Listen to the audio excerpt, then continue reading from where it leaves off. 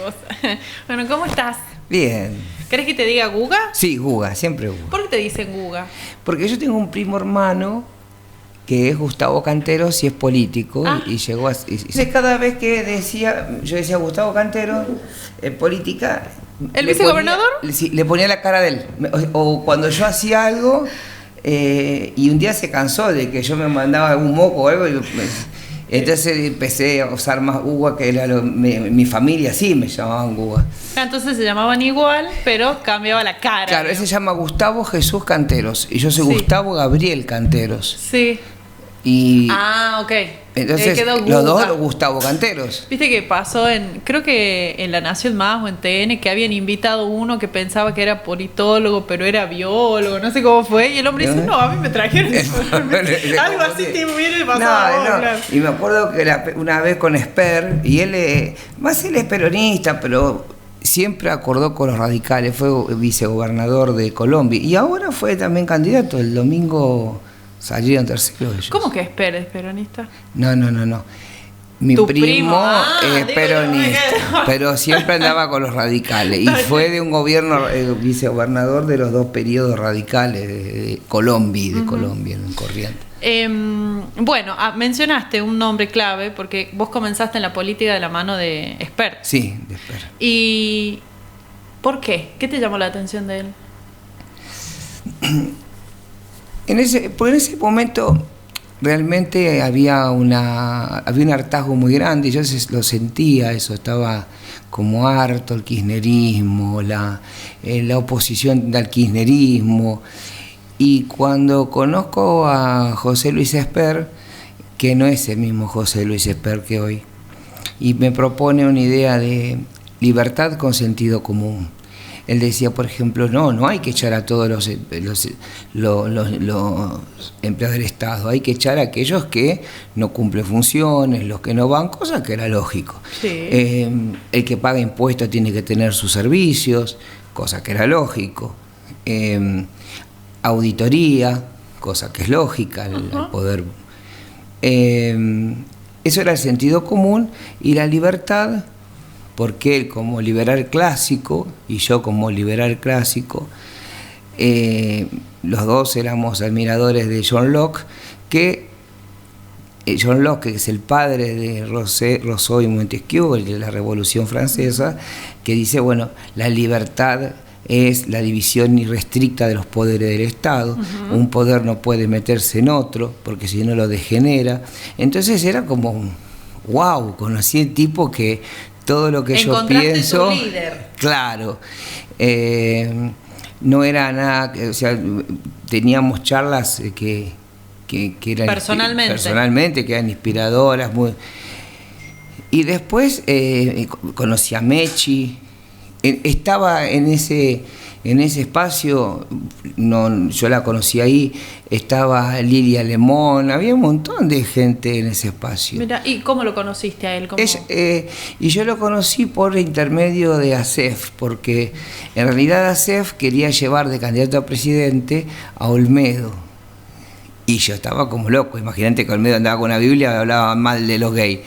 Y un día lo increpé acá a Olmedo y le dije, ¿y tu hermano que es gay, que lo mandaste a España? Le dije, ¿qué te crees que no? Bueno, después el tipo se termina ¿Pero bajando. no te contestó nada, no te dijo nada? Sí, no, hablamos, inclusive hay una foto, nos juntamos con él acá. ¿Por qué nosotros no queríamos seguir a Olmedo? Además me parecía muy bizarro, ¿viste? Sí, coincido. Bizarro es lo más tranqui que puedo decir de claro, él. Sí. Y comparado Olmedo con Esper, Esper era, ¿entendés? Nada, era otra cosa. Y bueno, teníamos me sedujo mucho su forma de pensar, era un tipo simpático, de hecho vino a La Rioja. Me acuerdo, ¿qué año fue más o menos? En el 19. Él vino a La Rioja. Claro, vino a dar la charla en un hotel, puede ser. Dice que está por la Perón. No, la charla que hicimos fue en el Club Social. Ah, mira. Y se llenó de jóvenes. Sí, bueno, era muy movilizante ver todo eso. Y en ese momento tanto Milei como otros liberales hacen un documento diciendo de que era una barbaridad meterse en política y que el partido de ASEF, porque era el partido UNIR, era un partido de fascista, que en realidad era son nacionalistas, pero nacionalistas de amar la nación, ¿no? Firman ese documento y lo dejan solo a él, ¿no? A Esper. Bueno, bárbaro. El último día, cuando se tenía que presentar, ASEF, Macri le ofrece el lugar 11 de diputado nacional en la provincia de Buenos Aires, o sea, entrable, después de haber trabajado todo ese tiempo, y yo inclusive me había instalado en Buenos Aires a ayudar, estábamos ayudando a crear las diferentes candidaturas, porque provincia de Buenos Aires era... entonces nos llama a las 6 de la tarde a decirnos que le iba a sacar el partido a Esper, y que se iba a caer. Y está en un libro, esto lo escribió Esper en un libro. ¿Pero por qué? ¿Porque le pintó, digamos? Porque le ofrecieron un lugar de diputado, claro. Le ofrecieron no sé qué otras cosas más. Estaba en la jugada, estaba Pichetto, Ritondo, Macri. Y yo, muy inconsciente de mi parte, o sea, después de haber estado todo el día en el búnker que era en la calle Suipacha y Córdoba, y Corrientes, perdón, y muy inconsciente, cuando salgo, me llama Esper, porque claro, eran las 9 de la noche y no tenía novedades, había que presentar las candidaturas. Claro, ¿qué pasaba? Y yo, ¿viste cuando vos decís que hago lo correcto o no? Porque a mí me parecía que no estaba bien, ni más, porque no quiero decir una mala palabra, pero le dije que era un hijo de putés dejar a un tipo a último minuto sin partido, sí, porque te den un cargo a diputado y que después de que hablaste, que firmaste, que caminaste, no, me pareció horrible. Entonces me dice, venite, fui y le cuento a Esper que lo van a dejar sin partido, 9:30 de la noche. Y él pone en el libro, vino un peronista pone, un buen peronista, no sé qué, y vino y nos dijo que nos iba a dejar. Y me mandan un mensaje, me dice, no digas nada y venía a buscar lo tuyo. Y yo tenía eso en el celular, entonces lo mostré para que me creyeran. Entonces había una chica que estaba ahí en el búnker de Esper, que conocía a Servine de Cubría. Mirá lo que te estoy diciendo. Entonces, y la llama Servine de Cubría, ya eran las 10 de la noche, y la mujer estaba en su despacho. Y dice, bueno, vengan. Fue Esper, fue Echepare, fue esta chica Clarita, y no me acuerdo quién más fue, y le dijo, hay un partido libre que es el de Bonacci, que era UNITE. Bueno, vamos para allá. Claro, para que no quede sin competir. Y fue así que en 2 horas consiguieron el partido. Y bueno, la vida hizo de que yo siento que hice lo correcto. Después, pasados los años, José Luis siento de que ya no es el mismo que decía libertad con sentido común, porque no puede auspiciar un gobierno que cada vez es más autoritario, que no defiende la división de poderes, donde está todo es un menjunje, todo es un entrevero. ¿Sentís cuál fue el momento que se desvió o que percibiste ese cambio específico? Él quería llegar, él quería hacer política. Después de ahí había una propuesta de seguir como grupo, pero él no quiso. Bueno, yo, como el partido UNIR, yo lo tenía en La Rioja, y sabía que me lo iba a intervenir ASEF, creé el partido UNITE provincial en Díaz. Sí. Y no tenía candidato. Y yo había llegado en el año 17 acá. Y esto era el 19. Y nadie quería ser candidato. Y entonces yo fui un loco, me puse primero, porque lo que yo quería que la boleta de Esper estuviera y no estuviera sola. Y logramos poner la boleta de concejal y la de presidente juntos. Fue una cosa rarísima y única. Sí. Y no me conocía nadie y saqué 900 votos. Y que era para alguien que no, que no te conocían, que no seas de acá. Qué bien. Bueno. Entonces ahí fue que con UNITE se lo llevamos a Esper. Y después José Luis empieza a hacer ese cambio donde empieza con el tema de bala, muerte, y ya no era el mismo, o sea, empieza a sobreactuar un reclamo de la sociedad legítima, porque quizás en La Rioja no se vive la inseguridad como se vive en la provincia de Buenos Aires, ¿no? No, definitivamente El otro día mi cuñada me mostraba a una vecina, entraron para robarle, y como no tenía nada, con un cúter le marcaron la cara. O sea, ¿con qué necesidad? Entonces, ante esa situación, vos, ¿qué hace tu hijo? Te quieren matar al tipo. Entonces, él agarra eso y empieza a sacárselo bala. Y empieza con un discurso cada vez más odioso.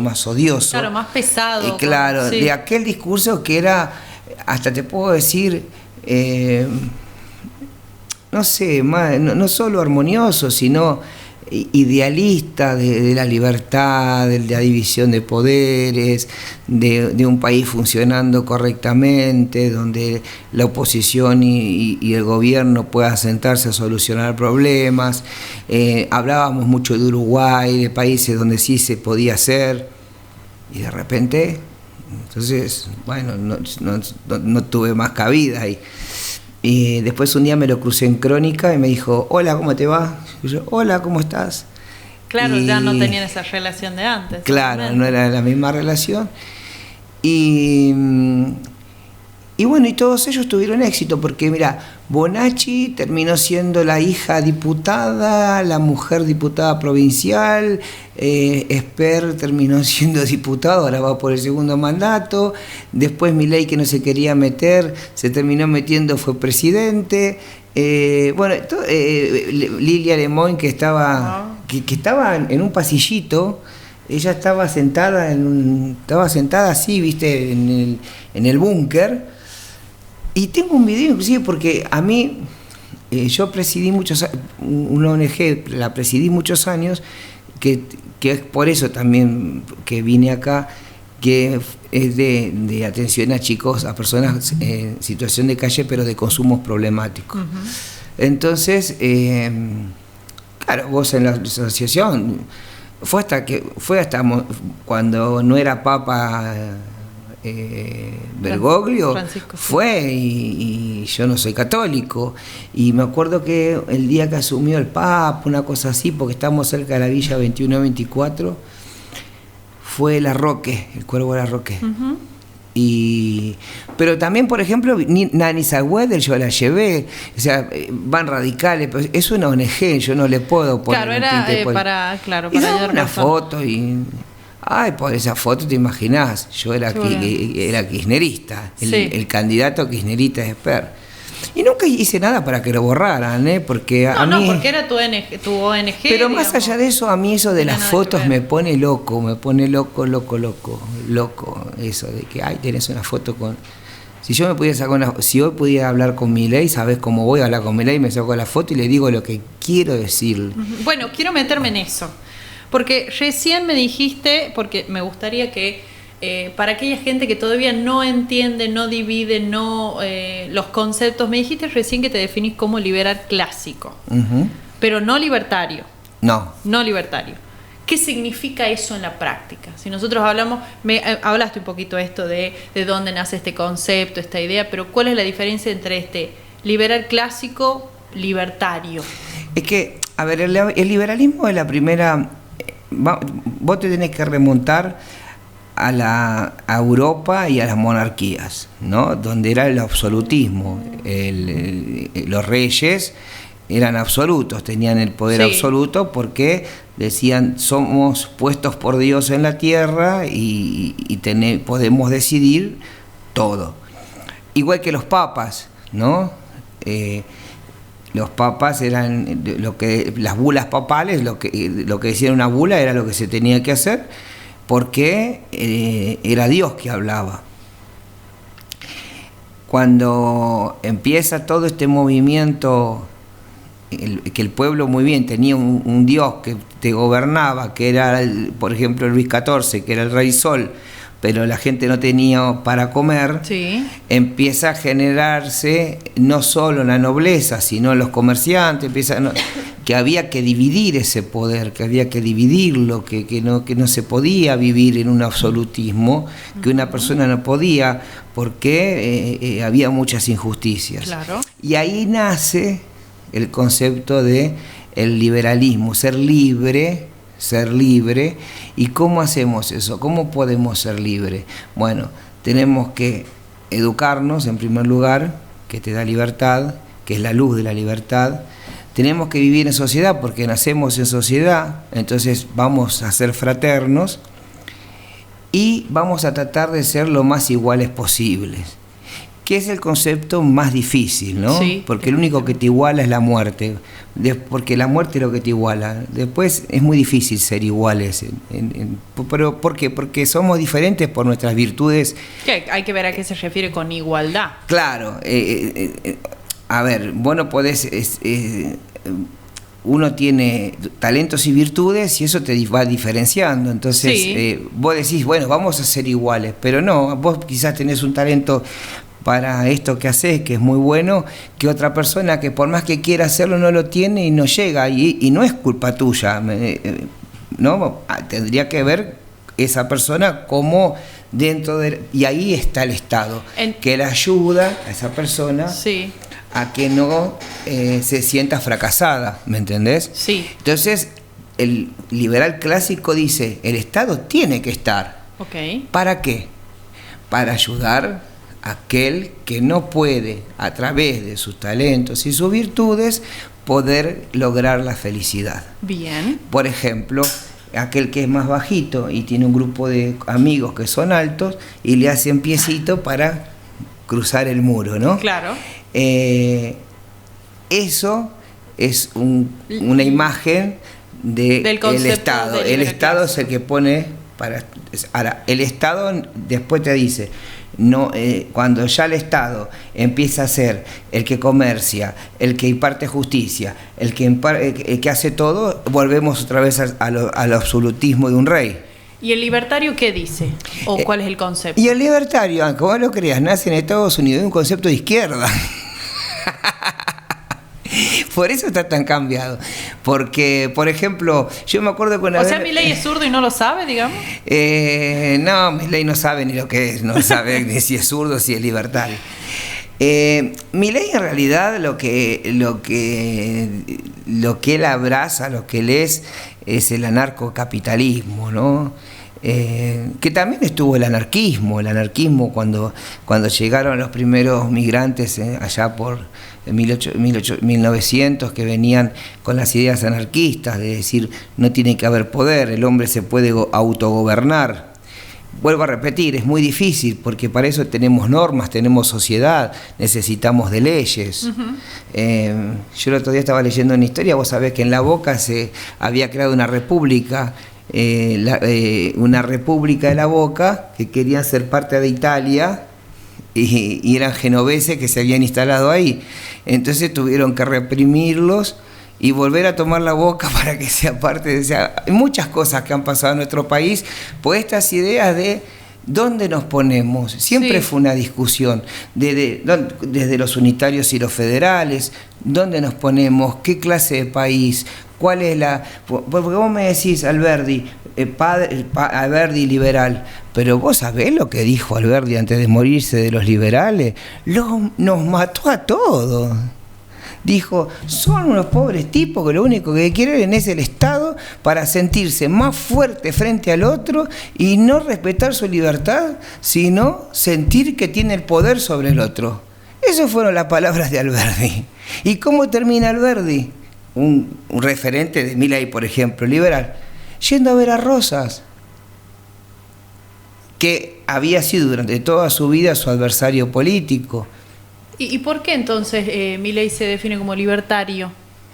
Y porque le cayó bien, cayó bien y yo quisiera preguntarte de muchos riojanos que se autodefinen libertarios, si saben dónde nació, cuáles son las ideas, quiénes fueron los autores, y cuántos se definen peronistas y no saben las 20 verdades, bueno. Y cuántos se definen radicales y no saben quién fue Alem, y no saben que Irigoyen fue el sobrino de Alem. O sea, yo creo que también eso es un gran problema, ¿no? Somos muchas veces lo que ni tan siquiera leemos para querer ser. Bueno, y en esto, ¿cómo te llevas con esta forma de comunicar de La Libertad Avanza? No, yo me llevo mal porque yo no solo no comparto, porque vuelvo a repetir, ¿cuál es mi idea de país? Mi ídolo político es Lacalle Pou, por ejemplo, en Uruguay. Luis Lacalle. El Partido Nacional. Yo soy un nacionalista, yo amo mi patria. Las Malvinas son argentinas. Amo mi pueblo, amo mis provincias. Para mí no hay nada mejor que la Argentina. No voy a renegar de mi país. Soy muy agradecido. Yo llegué a esta provincia pesando 65 kilos después de tener una tuberculosis severa que me la agarré trabajando con los chicos de la calle. Fue muy grave, porque estuve un año haciendo tratamiento y me mandaron, pude caer acá como en cualquier lugar. ¿Pero vos de dónde eras? ¿Dónde naciste? Yo soy de La Matanza, de Ramos Mejía. ¿Y ahí te enfermaste? Me enfermé, no. Y nosotros en el corredor del Paco tenemos una ONG que existe hasta el día de hoy y trabajamos con la gente en situación de calle y situación de consumo problemático, sí, de drogas ilícitas, principalmente el Paco. Totalmente descorporizada, gente que en el invierno camina sin abrigo y en el verano quizás se pone una campera porque claro, no siente nada. No siente nada. Hemos rescatado gente durmiendo en los volquetes, por ejemplo. Yo me levantaba a las 4 de la mañana, íbamos con mi pareja, hicimos... bueno, ahí está mi hijo, hacíamos las navidades, yo no soy católico, pero hacíamos las navidades en la calle y hacíamos asado y venía la gente ellos le llaman ranchadas, ¿no? El Garrahan, ir al Garrahan los 25 de diciembre. Trabajábamos todo eso en red, ¿no? Estaba el Hospital Nacional en Red del Bonaparte, que lo hicieron ya pelota. Sí. Estaba el Muñiz, el Hospital Muñiz. Y después había un lugar que yo no le había prestado, porque como decía tisiología, yo no entendía mucho qué era. Justo estaba en la esquina, que es un hospital que depende de la UBA, que es especialista en los pulmones. Y después de un año de hacerme biopsia, de pasar, hasta me dijeron que podía ser cáncer, que me preparara, ¿no? Termino yendo ahí porque un chico de la calle me dice, ¿por qué no va ahí? ¿Te fijas qué es? Y vos me podés creer que ahí están todos los profesores, los más grandes del país, vienen de Estados Unidos, de otros países a estudiar ahí. Es un lugar o sea, depende de la UBA. Ajá. ¿Y ahí te detectaron? Y me dijeron, es tuberculosis.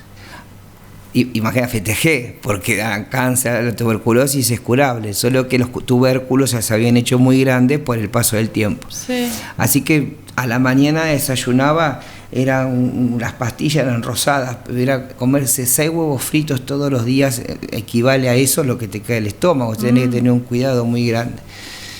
Una vez que estuve mejor, me dijo un médico que al ser una zona tan húmeda, los pulmones, sí, había que buscar sequedad para que cicatricen. Un clima acorde a... Un clima acorde, claro. Que generalmente antes iba a Córdoba, pero mirá cómo ya venía el cambio climático, porque ya te estoy dando en el 17, ya decían que había que venirse más para acá todavía. Y bueno, un riojano que yo trabajé, hace 22 años trabajo en la Cámara de Diputados de la Nación. Me dice, no, yo voy a hablar, dice, ¿Se puede saber quién es el riojano? Sí, Ciro Montivero. Ajá. Sí. y habló. ¿Lo conocías de la cámara? Lo conocí ahí, lo conocimos de la cámara. Me dijo, nos dijo que iba a hablar, creo que fue primero con la diputada Madera, pues yo ya me tenía que reincorporar a trabajar, pero tenía que ver cómo hacía, dónde, cómo. Sí. Y me termina comunicando con Bossetti. Yo creí que Bossetti era un empresario y que, bueno, iba a pedir, o sea, seguir con el tratamiento y que iba a por eso necesitaba trabajar, porque tenía que venirme con mi familia. Y me dice... ¿Y eras vos, tu pareja y tu hijo? Sí. Y bueno, vine, lo conocí y me dijo... Bueno, yo siempre trabajé en el área de relaciones exteriores, ¿no? En la Cámara. Siempre hasta hace un tiempo que los Menem me sacaron de ahí. Y bueno, y entré en comisión en la legislatura e hicimos, me acuerdo, un evento que se llamó La Rioja Abraza al Mundo y trajimos 36 embajadores. Casas era el gobernador y él era el vicegobernador. Ah, bien. Y había, claro, y era un evento importante porque después de Menem, porque es normal cuando hay un presidente de una provincia, o como fue con Cristina con Calafate, o sea, van todos. Está bien, sí. Pero no había venido más nadie. Hicimos ese evento que fue hermoso, que vinieron de todos los países y La Rioja volverla a poner en ese lugar porque todos escriben a sus capitales.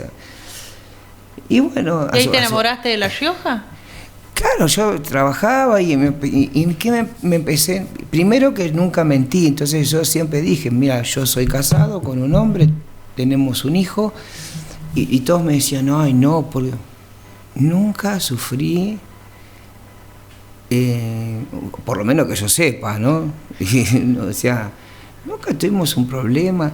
Me acuerdo que Tobías terminó el colegio y conseguimos hacerles un viaje a los chicos de la primera, porque terminó en un colegio público porque no conseguíamos colegio cuando recién vino. Claro. Y bueno, Tobías nunca más se fue, yo tenía que ir y venir por mi trabajo después. Vuelvo a la Cámara, pero venía los fines de semana. ¿Venías para acá? Sí, porque fui a asesorar el bloque Argentina Federal, que justo estaba en ese momento Danilo Flores. Claro, pero tu pareja y tu hijo acá estaban acá. Sí, Vos sí. Sí o sí tenés que viajar por el trabajo. Sí, porque venía, sí. O sea, yo nunca fui ñoqui, siempre trabajé. Que esto es lo que creyeron los muchachos que yo que no me conocía a nadie. Entonces, yo en la Cámara de Diputados conozco hasta donde guardan los muebles viejos. Imagínate, entré muy chiquito y entonces conozco mucha gente, muchos compañeros de años, que ahora nos vemos, ya somos grandes, pero en ese momento éramos jóvenes y imagínate. Yo tengo 22 años en la Cámara de Diputados. Un montón. 22 años. Bueno, nada, y la cuestión es que fuimos haciendo cosas y después lo que yo trabajé muy cómodo con Bossetti, pero lo que no compartía era la política, porque... Te voy a repetir, yo tenía otra mirada de la política. ¿La forma de hacer política o la mirada de su partido? Claro, él era peronista, o sea, es lógico, como que vos fueras radical, pero yo siempre digo, él tuvo esa cuestión de darnos trabajo, un plato de comida, yo siempre se voy a agradecer, pero eso no me obligaba a mí a militar en un espacio donde no era... donde yo no sentía, Está bien. Entiendo. Y él lo comprendió también, entonces eso bárbaro. Y ahí donde yo decidí crear el partido, porque yo decía, si no había un partido liberal. Decime en el 19 qué partido liberal había. O por lo menos que yo haya escuchado, ¿no? No, y entonces fuimos los primeros que pusimos la sombrillita, hablamos de libertad, y ahí empieza todo. ¿Todo esto ya estaba 100% instalado acá o Sí, no. Yo trataba de estar siempre acá, iba cuando, por ejemplo, en alguna sesión o que tenía que estar, porque yo armaba los proyectos, acompañaba a veces al diputado, o sea, un trabajo que tenés que estar y tenés que... Los martes cuando llegaba el diputado tenía que tener todos los proyectos arriba de la mesa, los que habían mandado para acompañar. O sea, una diputación genera también toda una estructura de laburo, sí. Y que donde también, mira, me acuerdo que en ese momento La Rioja Capital recibía 200.000 pesos en concepto de extra coparticipación. La Rioja Capital, que lo había hecho Paredes Urquiza, había conseguido eso en el gobierno de Macri. Entonces yo hablé con Danilo Flores y le digo, ¿usted por qué no pide la misma cantidad para que se divida en el interior y que los intendentes tengan un dinero y que eso se divida entre índice de población y necesidades insatisfechas? Y lo logró, lo hizo y lo logró. Entonces eso es un asesor, ¿no? Es el que va y dice, o sea, yo no lo hice, lo hizo él, porque lo logró. Y logró eso, y quizás la gente no sabe que eso se puede gestionar y no le da el valor, pero por ejemplo ese dinero que iba llegando mes a mes ayudaba a un intendente a cambiar una bombita, a hacer un trabajo que necesitaba en la urgencia diaria, ¿no? Que no fuera... Bueno, y ahí enganchamos con la historia que me comentaste al principio de 2019 de adelante. Pero quiero hablar, porque es parte de tu vida, como comentás esto, ¿no? De tu vida, de tu esposo, de la homosexualidad, y desde Milei hasta acá, o Milei como presidente, ¿sentís que se ha retrocedido en algunos aspectos de inclusión, de diversidad? Mira, yo creo en febrero fue ponerle una mano en el pecho importante a este hombre cuando salimos todos, y en todos lados. Porque... Esto fue posterior a lo que dijo en Davos. Claro. Yo creo que ahí se dio cuenta que no podía meterse con nosotros así nomás. Pero sí, y además no era así nomás, ¿no? Pero sí tiene gente que piensa eso. Él dice que no tiene problema con eso, pero lo tiene. Pero yo ya venía de antes con otros problemas. Bueno, vos acordate que yo era convencional constituyente y la convención nos agarra justamente en la elección presidencial. Sí, es verdad. Y me acuerdo que el grupo de la Libertad Avanza con Martín Menes sacan una publicidad que decía de que si un hombre iba con ropaje de mujer a votar, había que mandarlo a cambiarse y que viniera correctamente, acuerdo, donde sí. No lo decía, la ley electoral no lo dice, y Bussi en Tucumán nos había dicho, bueno, sí, yo no tengo ningún problema, son iguales que los rengos, que los discapacitados. Claro. Después había salido el Mondino, bueno, el que quiera tener piojos, o sea, nos llamaba de piojosos, o sea, éramos discapacitados, piojosos, mal vestidos. Todo. Ya se veía venir. Entonces, ahora sí te voy a hacer una crítica, ¿no? O voy a decir algo. Yo en ese momento salí con todo a decir, no se vota, no hay que votar, porque atrás sabíamos que venían los Menem y sabíamos que los Menem tienen en su ADN, porque es ir nada a ver el monumento de la corrupción que hay en Anillaco, y entonces yo decía, muchachos, no hay que votar. Me mataron, me crucificaron, me dijeron de que yo me había hecho quintelista, que me habían dado plata, no sé, todas las barbaridades que tuve que escuchar. Y yo lo único que apliqué fue ese sentido común que yo alguna vez te hablé, que hice con Esper. Si gana viene esto, y si viene esto, viene esto. Dicho y hecho. Porque quizás nosotros como grupo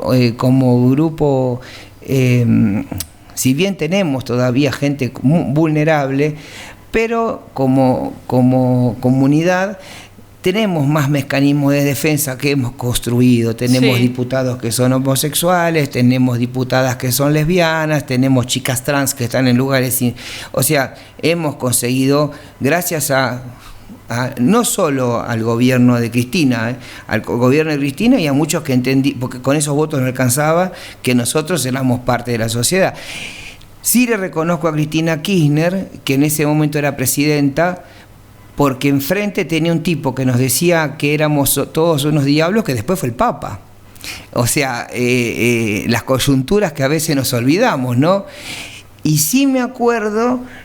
algo que me pasó emotivo fue que yo estaba en la Plaza de los Congresos, estaba con en ese momento era mi novio, porque no era mi marido, y estábamos con un grupo de chicos, y en el Senado se empieza a votar nominal, en forma nominal.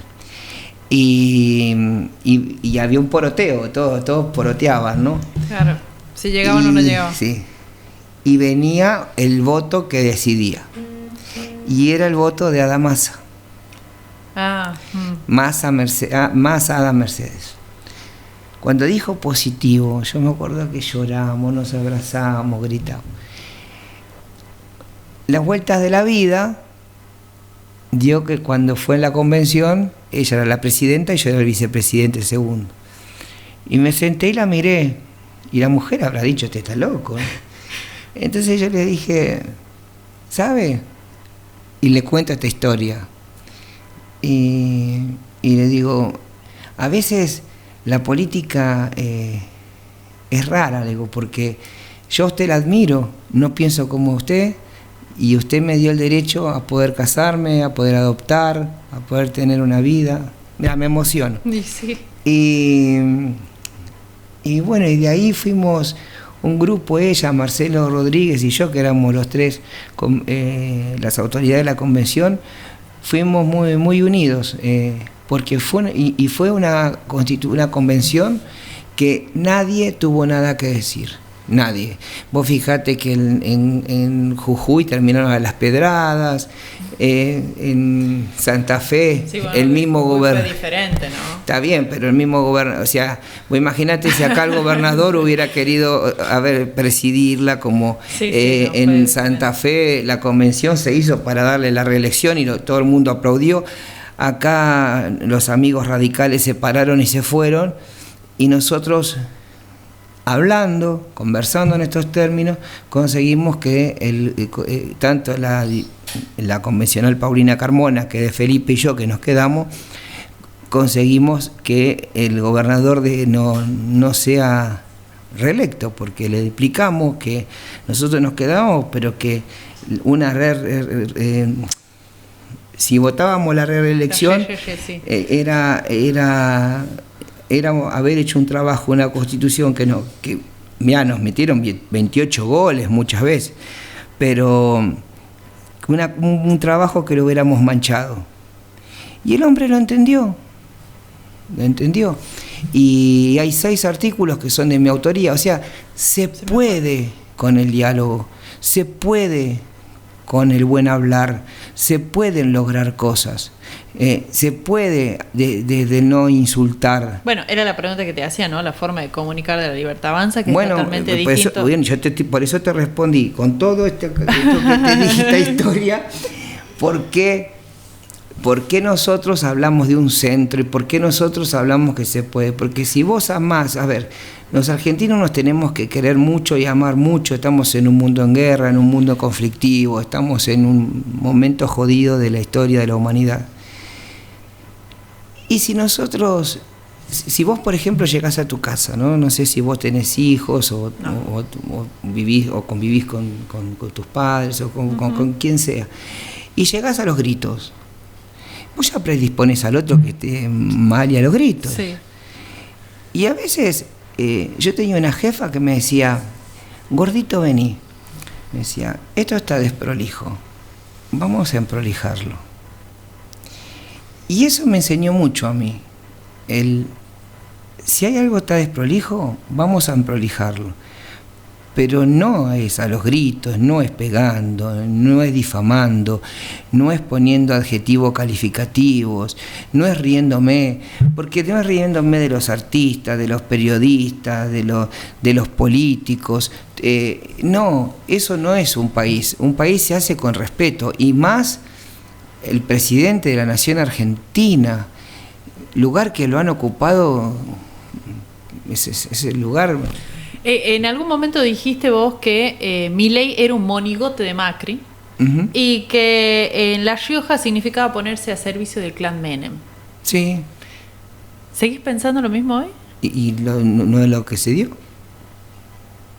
¿Qué pensás de...? ¿Cuándo lo dije eso? No me acuerdo la fecha. ¿Pero lo dije? Sí, yo lo leí, sí. Bueno, ¿y? También, hay un montón de cosas que dije y se fueron dando, pero por el sentido común. Fue antes de las elecciones, sí. Era un sentido común. Sí, igual que, escúchame, mira lo que fue, qué locura.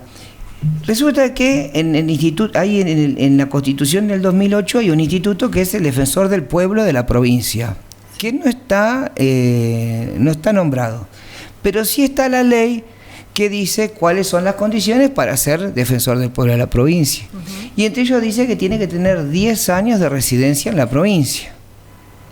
Entonces yo tomo eso y digo, si nosotros tenemos que trabajar en los requisitos para ser gobernador, si para ser defensor del pueblo vos tenés que... Yo no era diputado para cambiar la ley, yo era convencional para cambiar la Constitución. Sí. Entonces, digo, pedí 10 años de residencia para ser gobernador.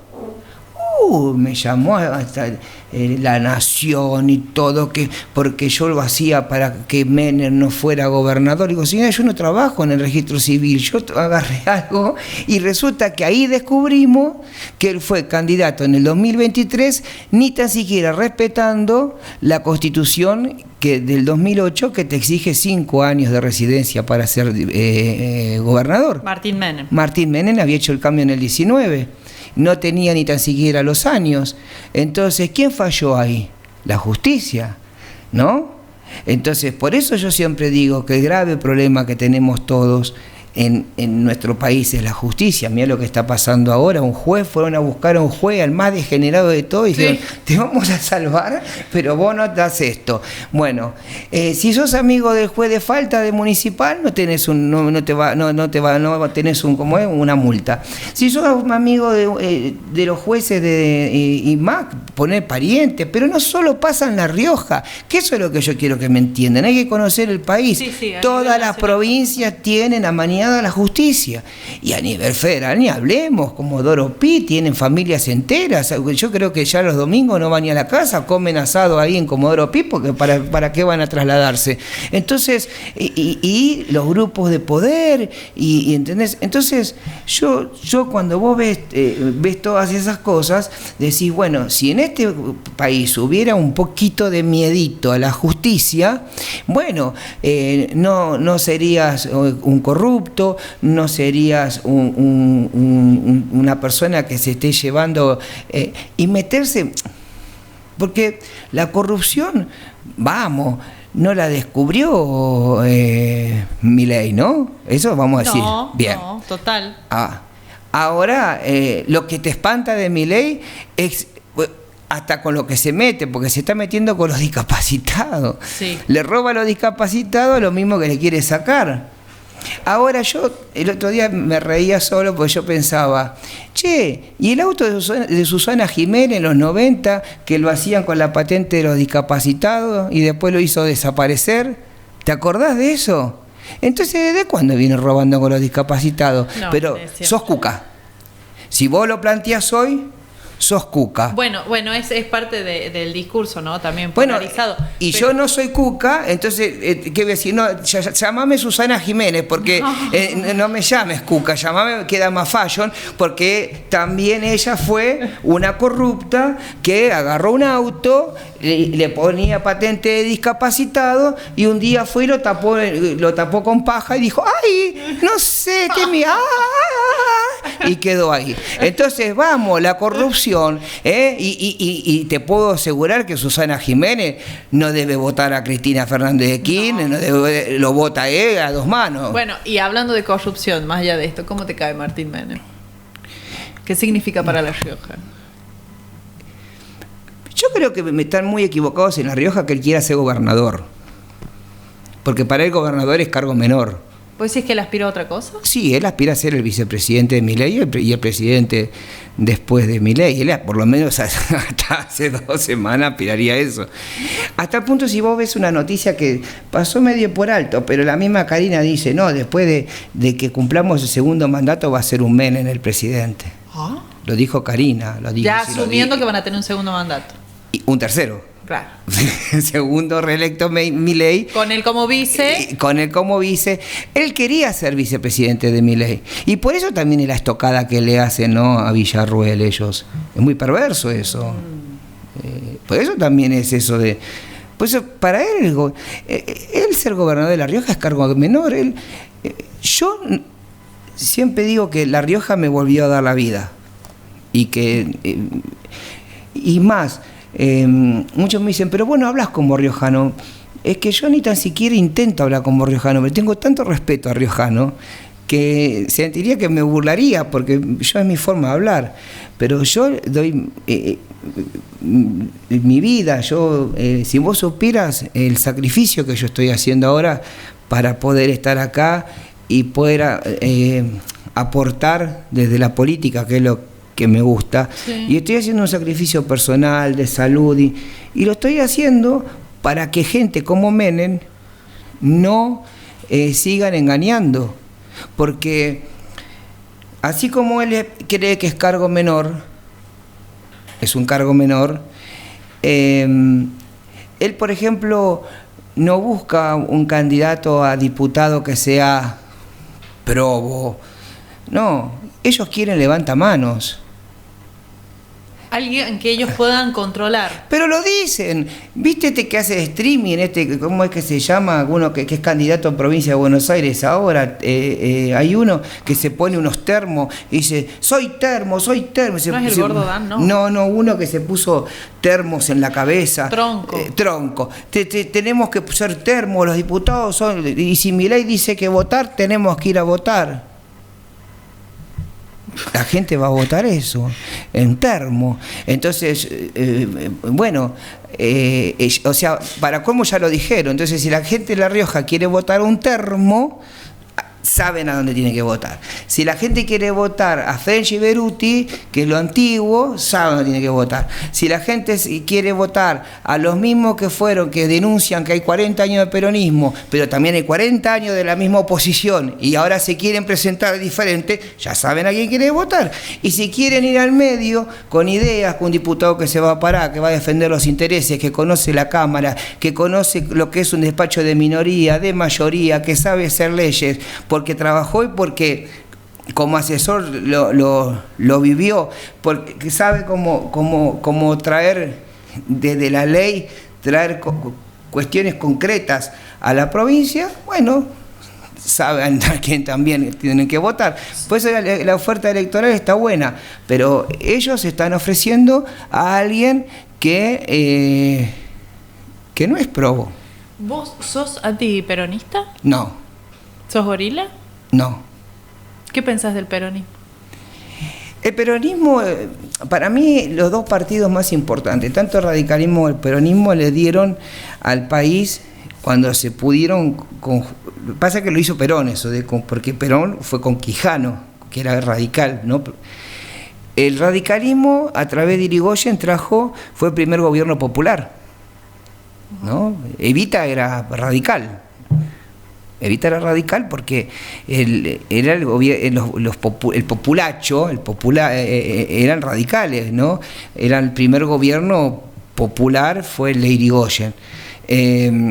O sea, no se conocía otra cosa. Después vino los años 30, que fue la década infame, y el golpe de Estado de Farrell, donde participa Perón con el grupo de Oficiales Unidos, es un golpe de Estado nacionalista, porque para que los intereses de Inglaterra, que estaban ganando la guerra, y no se llevaran los recursos de la Argentina. Ahí viene Perón y dice, es con todos adentro. ¿Y qué es con todos adentro? La justicia social. ¿Y qué es la justicia social? Es lo que dijo León XIII. ¿Y qué dijo León XIII? Regium novarum, que es la dignidad del trabajador. Ok. ¿No? Que, vos imaginate, toda la zona que hoy es Avellaneda, estaba la Suizo, ¿cómo es? Donde estaban las carnicerías y los frigoríficos. Ellos se llevaban la carne y le pagaban con los huesos a la gente. Porque cuando vos me hablas de la revolución del 45, ¿quién no fueron los riojanos ni los catamarqueños? No, eran los que estaban ahí, los que pudieron cruzar el riachuelo y a pedir por Perón, porque era el que lo había dignificado, porque él pide 3 puestos. Era vicepresidente de Farrell, era presidente, ministro de guerra y secretario, un cargo el más chico, sí. Secretario de Trabajo y Previsión. Ahora, ¿iba a ocupar el cargo, iba a la vicepresidencia? No. ¿Iba al Ministerio de Guerra? No. Iba a la Secretaría de Trabajo y Previsión y se había puesto el escritorio al lado de la escalera. Entonces ahí, ¿por qué? Porque él había estado en Italia y había visto el fascismo, cómo trabajaba con los gremios. Entonces es el tipo que dice, la libertad que tanto propagaba el radicalismo y las leyes laborales que también el socialismo tenía, las tenía guardadas y que no salían, y en la impronta del pueblo gobernando. Y ahí nace, por eso digo, en la historia... ¿Y eso para vos, esos 2 conceptos para vos, el peronismo? El peronismo, para mí Perón fue un tipo que supo juntar las mejores ideas, lo dijo él, no lo digo yo. Sí. Claro, pero digo vos, ¿qué pensás, qué ves de ese peronismo? Es lo que, si no sos antiperonista, viste que ahora es como... Me dijiste que no sos antiperonista. No, ¿cómo es antiperonista? Mi mamá, mira, murió ahora en mayo y tengo un video que cantaba la marcha peronista. No, en casa son todos peronistas. Y yo no es que soy antiperonista. Pero ser anti-algo no quiere decir que lo odias, quiere decir que estás de otro lado y que no lo podés ni ver, capaz. Yo lo que no comparto del peronismo, sí. ¿no? Es muchas veces el tema de que ellos te dicen, yo te di, esto te lo di yo, esto te lo... yo te di, ¿entendés? Esa cuestión del no te lo ganaste. Y vos quizás sí me diste la oportunidad de trabajar, pero yo me gané porque hay en la película de Eva Perón hay una conversación de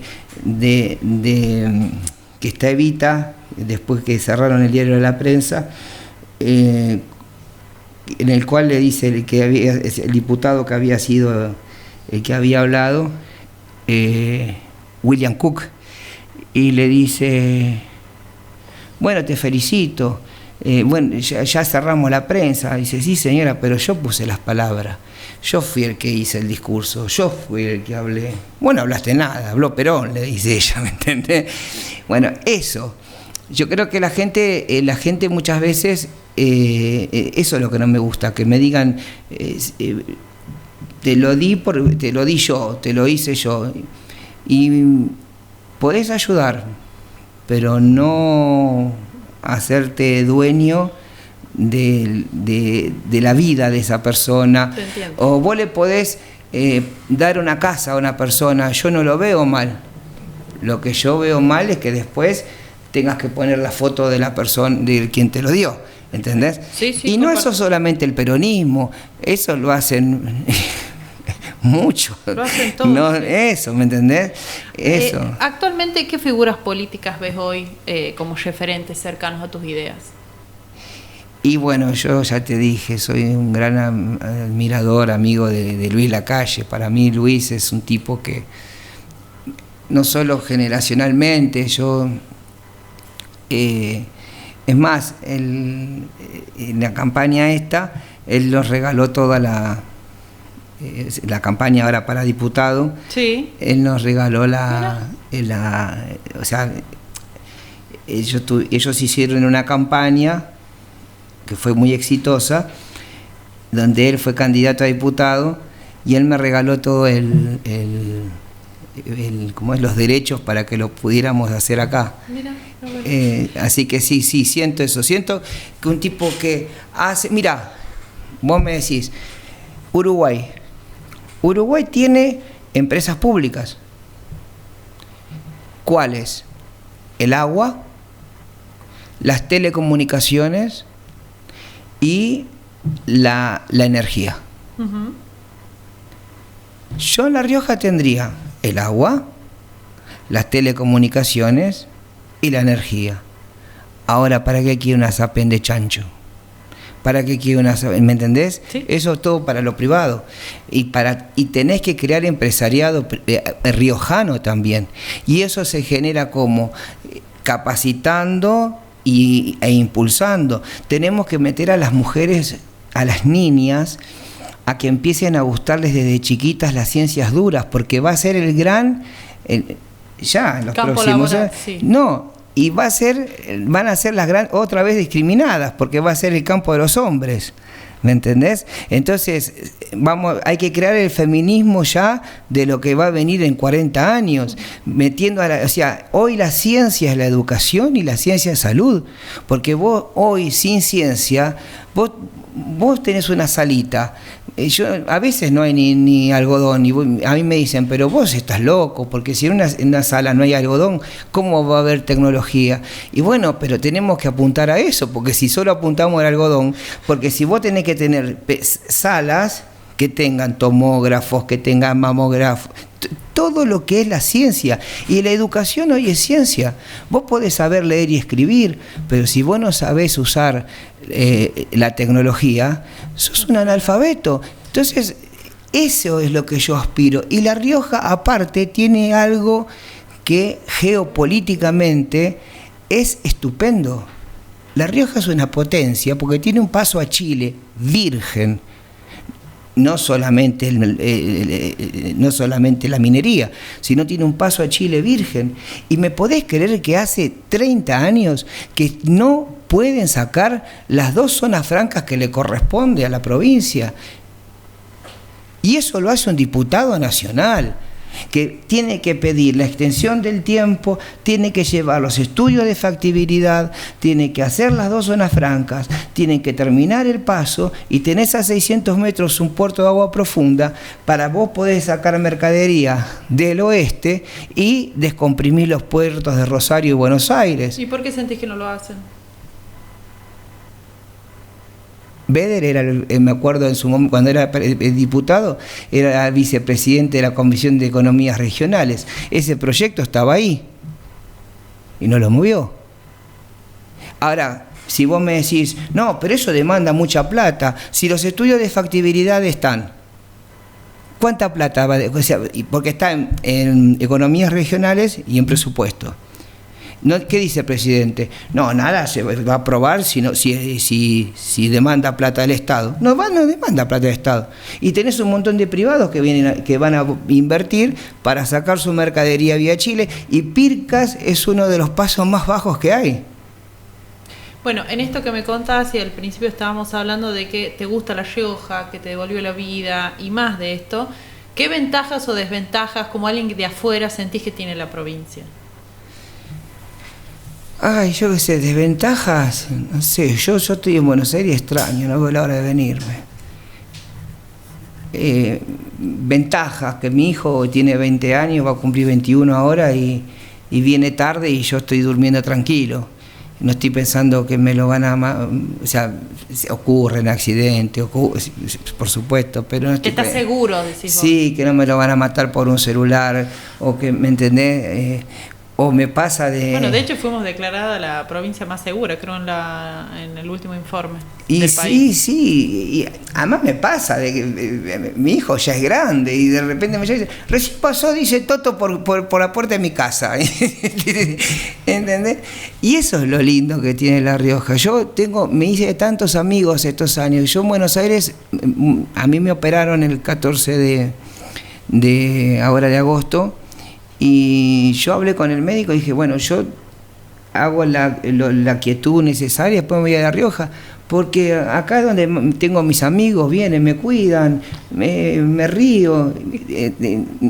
En Buenos Aires es todo mucho más, yo me levanto, tengo un horario, más me rutina. voy a trabajar, sí, voy al streaming, porque bueno, tenemos CNS 23 con un amigo, voy un rato al streaming y después yo ya me voy a mi casa y no te puedes ir muy tarde porque también te roban y tenés que andar mirando para todos lados y tenés que fijarte que ahora están secuestrando gente.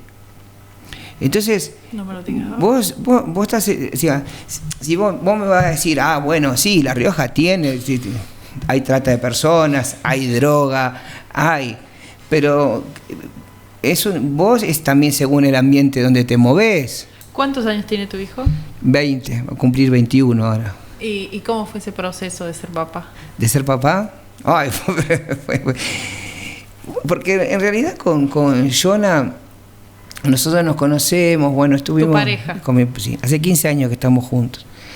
Y primero nos conocimos, no había, éramos compañeros de trabajo, no había nada. Y después, bueno, como se empezó a dar las cosas, se empezaron, y bueno, y después gay, pero yo conservador, ¿viste? Tenía que ser novio primero, después me tenía que comprometer, después todas las cosas, todo lo que dice la ley. Todo, claro. Sí. Y bueno, y fuimos así, nos conocimos, nos fuimos un viaje, me acuerdo, con otros amigos, de ahí volvimos novios, después nos comprometimos, que fue un 6 de marzo, que me acuerdo que mi mamá era muy teatrera, ¿viste? Y le decía, hacelo feliz a mi hijo, hacelo feliz, fue todo bien. Y claro, la ley de matrimonio no estaba, así que bueno...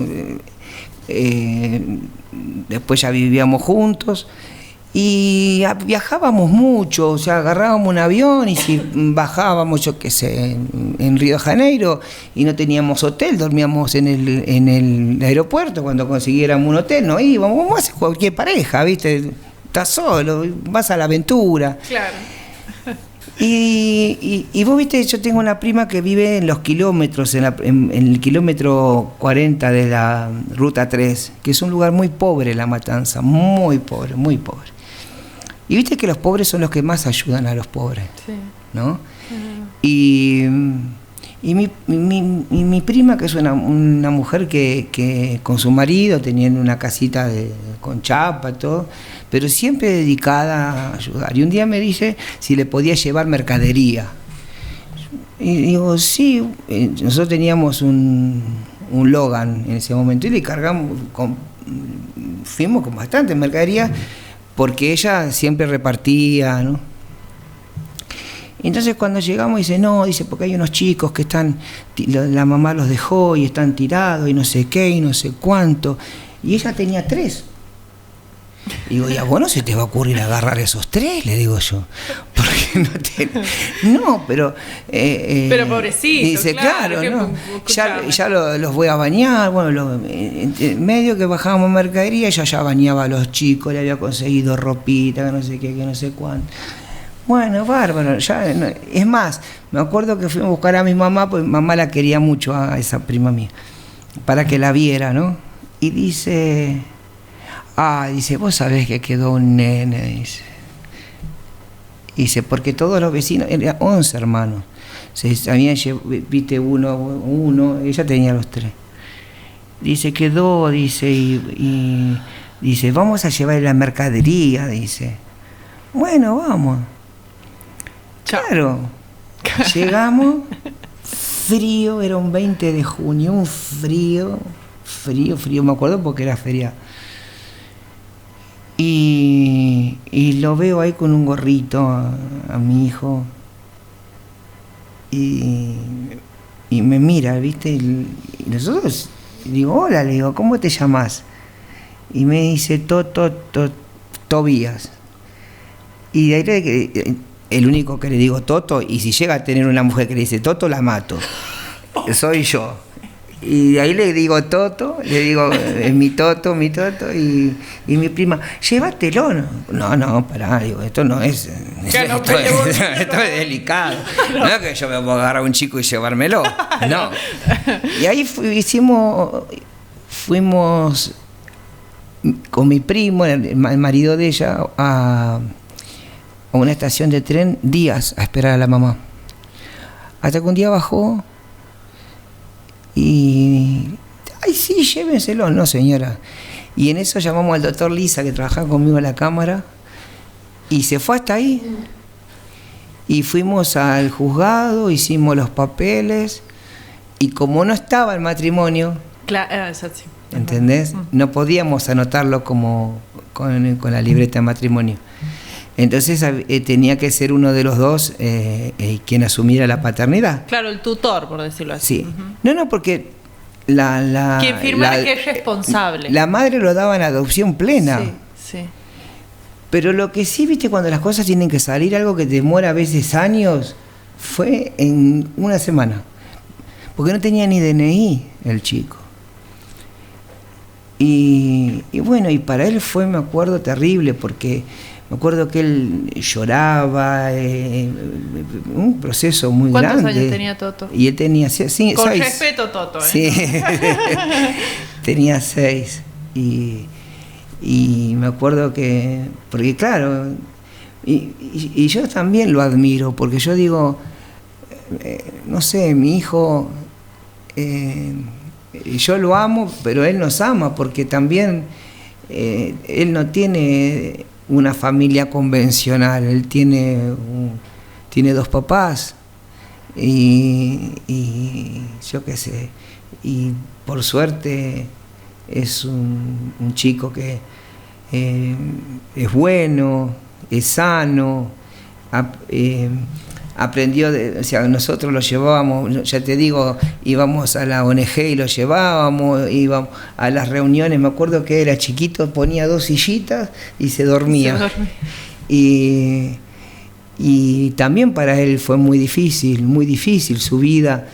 Y pasó de ser, imagínate, de tener, me acuerdo que tenía un pantaloncito ese día de gimnasia, viste, de jugar al fútbol, esos que son finitos. Sí. Digo, frío, una camperita y un gorrito.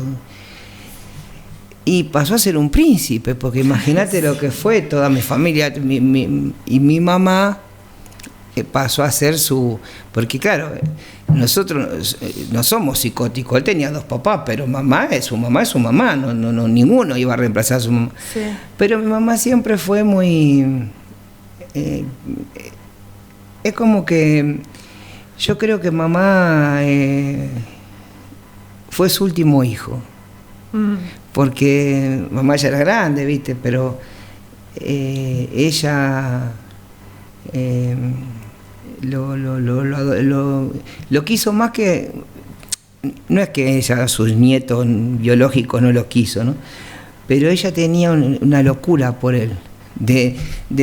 Yo, por ejemplo, ella tenía Alzheimer, y cuando ella estaba nerviosa le hacía la videollamada y hablaba con Toto, y ella agarraba y lo tocaba así y le daba besos y ella se calmaba. Entonces digo, bueno, todo eso es amor, y bueno, y él llevaba mi apellido. Y bueno, y ya él después tuvo relación siempre le dijimos que tiene que tener relación con su familia, siempre incentivamos eso, y no, hasta con su mamá, porque nosotros lo criamos en el amor, que él tiene que respetar a su madre, que un día se va a encontrar, van a hablar, van a poder, pero yo estoy muy orgulloso de él, y además ahora está solo, o sea, yo estoy allá, yo no está conmigo, esto por una cuestión laboral, esto que me hicieron esta gente, y él quedó solo acá, entonces... ¿Cómo que te hicieron esta gente? Los Menem. ¿Qué te hicieron? Y yo hace 22 años soy empleado de la Cámara. Sí, eso me contaste, cuando yo terminé de la Convención Constituyente, lo que corresponde es volver a tu lugar de trabajo. Entonces yo había sacado ese año sin goce de haberes para poder actuar como convencional. Cuando llegué, ya las autoridades era Menem, y Yarif Menem es el secretario o director general de Presidencia. Yo había pedido ir con una diputada que conozco, una señora que es del MID, muy buena, que es de Córdoba, para trabajar con ella. Me niegan los pases, me empiezan a negar pases. La ley 24.600 dice que vos tenés que ocupar según la idoneidad, y yo venía a ser convencional, yo siempre estuve en el palo legislativo, asesoré en los bloques, asesoré diputados, o sea, yo no venía del área operativa, Pero si vos estás 6 meses sin destino, te pueden echar. ¿Y eso te hicieron? No, porque hubo un ángel, un tipazo, que le costó el puesto a él, que fue y peleó y me sacó a seguridad y control. Y pasé a estar ¿viste cuando vos entras en un edificio que está el de seguridad? Sí. Bueno, ahí. Y me empezaron a poner cámaras y me empezaron a perseguir, a cambiar de lugares. 17 veces me cambiaron de lugares. Cuando este hombre le dijo que ya no quería hacerlo más, lo cambiaron al director, pusieron otro. ¿Pero por qué no te quieren los Menem? Y bueno, yo en un momento dije, se metieron con mi mamá, le sacaron la obra social, mi mamá tuvo que morir en el PAMI. Y eso habla de gente mala, porque yo lo que hago en la política, o lo que digo en la política y lo que hablo con mi boca lo sostengo con mi cuerpo. Pero no te metas con los míos, metete conmigo. ¿Entendés? Y además, todo lo que yo pasé, que también todo lo personal, más todo esto que se dio, eso es abuso de poder. Porque Martín Menem es el presidente de la Cámara, yo soy un empleado, había 8 personas entre él y yo. Porque según ellos no quería que me vieran, y yo cada vez estoy más gordo, ¿qué querés que haga? Me convirtiera en viento para que no me vieran.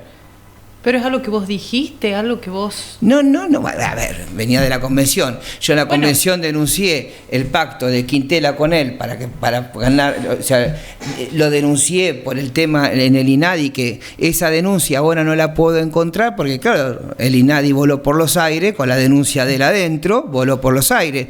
Le digo, ahora... Vos tenés un problema conmigo en La Rioja, vení a La Rioja y lo resolvemos, o vamos a las urnas y tu candidato que me gane o ganame vos, es así. Pero no te metas con mi madre, no te metas con mi trabajo, no te metas conmigo. Yo aparte tenía un café, tenía un emprendimiento, cerré todo porque era insostenible, me cambiaron, empecé a las 8 de la noche, me mandaron hasta las 8 de la mañana. Y los días de lluvia no me dejaban, hasta que se me cumpliera el horario, yo tenía que marcar 13:45 el dedo y a irme 19:45, 6 horas de seguridad. Y si llovía, habían puesto una mujer que me dejaba afuera que me mojara, no podía entrar. Y no solo eso, yo no estaba preparado para el área de seguridad. A mí me podía haber pasado una bomba porque vos tenés que saber en el escáner. Claro. Yo igualmente me aprendí a modular gracias a mis compañeros, que al ver todo esto me empezaron a ayudar. Mis compañeros me decían, vení, hacia así, hacia asá. Me empezaron a ayudar mis propios compañeros, ¿no? Porque veían la injusticia. Y el 24 de febrero de este año yo dejé pasar, porque tienen que marcar las huellas, sí. Y yo dejé pasar un asesor de un diputado del PJ, que lo conozco, pero de años, porque estos se creían que yo era ñoqui, en serio. Y yo no, yo en el Congreso los conocía a todos. Y me dice, che, tengo al diputado, me está esperando. Y yo le digo, me empieza a hablar. Le digo, bueno, me abataté, viste, y le abrí el botón, claro, se aprieta un botón y abrió la puerta y se fue. Bueno, me hicieron un sumario. ¿Y sabes cuándo me notificaron del sumario? El 13 de agosto. O sea, del 24 de febrero al 13 de agosto. Al 13 de agosto. Por abrir una puerta donde me pueden echar, que tengo que poner un abogado. ¿Y sabés quién es el jefe de eso? De asuntos jurídicos, Gonzalo Village. ¿Sabés quién es Gonzalo Village? Es uno de la mano derecha de Guillermo Galván. ¿Y sabés que Gonzalo Village fue candidato conmigo a convencional constituyente en la misma lista? Y Gonzalo Village me hace el sumario. ¿Y sabés quién decide si me echan o no? Martín Menem, con quien tengo una enemistad manifiesta. O sea que estás ahí pendiendo de un hilo. Tendrá que ser lo que tenga que ser. Pero esa dignidad que vos me hablabas del peronismo es lo único que debo tener de peronismo. Yo no le pedí la escupida a nadie. Pero sí te voy a decir una cosa. Porque a mí dicen, vos tenés que hablar mal de Quintela, si querés. Cuando un día yo no sabía qué hacer, llovía, yo no podía entrar, un frío, ¿a quién llamo? Y llamé a la diputada Pedrali, porque tenía su teléfono. Uh-huh. Y ella también opositora, pero ¿qué hizo? Trató de hablar con el director mío y le dijo que no hiciera eso, que yo venía a hacer convenciones en la provincia. Bueno. Claro, que te deje pasar, digamos, básicamente. Bueno, y ahí cambió un poquito el tema, ¿no? Ahora, ¿qué querés? Que hoy que la vida compito con ella como iba a decir, es una bruja mala, sinvergüenza. No, eso es lo que yo odio de la política, ¿me entendés? Sí. No comparto sus ideas, no creo que me vote nunca en su vida, ni yo la votaría, pero me ayudó, levantó un teléfono, habló, porque lo que yo estaba viviendo era una humillación, me humillaron. Primero, abusaron del poder, porque yo no es que era autoridad, yo era un empleado. Abusaron del poder, abusaron hicieron acoso laboral. No solo hicieron acoso laboral, porque el acoso era terrible. Me venían, yo tengo audio de los propios jefes míos que me decían, te pido disculpas, nunca nos pasó, yo no es una cosa mía. ¿Y yo qué le iba a decir a los changos? Y lo que más hizo fue que la gente de seguridad más me cuidó, más me ayudó, más me contuvo, más empleado legislativo me hicieron. Uh-huh. O sea, a pesar de todo lo que ellos me hacían, lo veían. Y para ser candidato a mí me hicieron pedir 2 meses sin goce de haberes y rogando que me lo firmaran. Y a otros no, porque tengo todo. A otros le dieron que sean candidatos, les van a pagar igual y todo bien. Entonces no hay igualdad, no. El destrato, hay una humillación, hay un acoso. De hecho, también es una cuestión también de género, o sea, hay un... porque te dirá, este es gay, y bueno. Sí, una cosa es... Pero me vieron muchos... Han venido diputados a mi puesto a verme, a mi puesto de trabajo. Sí, ¿dónde ¿no? estás? A ver. Una cosa es la oposición y otra cosa es la crueldad. Eso, la crueldad. Porque, y yo, ¿sabe lo que hice? Yo tengo 50 años. Si yo me hubiera victimizado en mis 50 años, ya me hubiera cortado las venas. Imagínate, poner lo mismo ser gay hoy que cuando yo tenía 20 años, ¿no? Sí. Yo no me victimicé. Yo seguí. Y eso fue lo peor que... Porque, ¿qué pasó? Como no me pudieron echar, me hicieron el sumario, ¿no? Y ahora estoy hablando con los abogados porque ese sumario no lo puede decir, o sea, ¿cómo actúa en un sumario alguien que estuvo en una lista de candidatos conmigo en la misma lista? Está actuando él porque el área depende de él, y quien va a decidir es alguien con quien tengo una competencia electoral. Yo soy candidato a diputado. Y aparte otra cosa, nadie me podía molestar por mis dichos como convencional constituyente. Nadie te puede molestar por tus dichos en la banca. No. O sea, y ellos me molestaron por los dichos que yo dije en la banca. Bueno, yo espero que todo esto se resuelva y no reniegues, pero bueno, más allá de eso. Ahora, yo decidí esto, venir, estar, proponer, sí, y dar la cara. Yo lo cuento como decir, la política tiene estas cosas, pero ¿sabes qué? No soy corrupto, no soy estafador, porque en este año me buscaron todo, porque ellos querían eliminarme. No soy corrupto, no soy estafador, no ando pidiendo coima a nadie, no me siento superior ni física, ni intelectual, ni nada, como el presidente dice que ellos son superiores, viste que lo ha dicho. Y hasta estéticamente, y cada vez menos, porque cada vez me como más. Así que, muchachos, sigan participando, porque yo voy a seguir molestando. Y si vos me decís de lo que admiro de Eva, cuando en la película dice, hasta muertita voy a seguir jodiendo. Me encanta para siempre. ¿Te sentiste cómodo? Muchas gracias. Bueno, me alegra que hayas venido. Gracias, mi amor. Gracias.